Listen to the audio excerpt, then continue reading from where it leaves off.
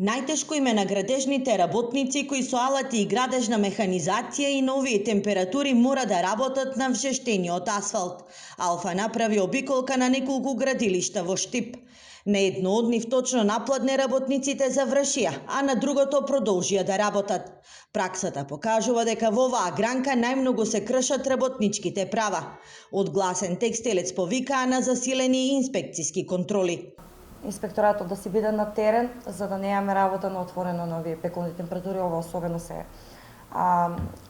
се, како да кажам, се однесува за работниците кои што работат на отворено, односно на автопатишта, на градежни објекти и слично, работници кои што и онака се соочуваат во текот на целата година со најголем број на смрт на работно место, со најголем број на повреди на работно место, луѓе кои што се неосигурани. Минатиот месец до Гласен текстилец пристигнале 15 на представки. Најбројни кои се жалеле за лошите услови во кои работат биле текстилните и градежните работници.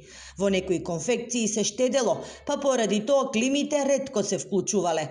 Имаме пријави дека се слошило на работници, реагирала брзата помош и слично, значи не збориме само во Штип. Еве имавме во Кочани минатата недела, минатиот топлотен брат, една фирма која што сметаше дека не треба воопшто да ги пушта климите и имавме постојано реакции, значи доаѓала и брза помош неколку пати и слично. Освен за работните места, неколку поплаки имало и за автобуси со кои се превезуваат работниците. Клими ретко се пуштале и покрај тоа што од работа се враќаат во најжешкиот дел од денот.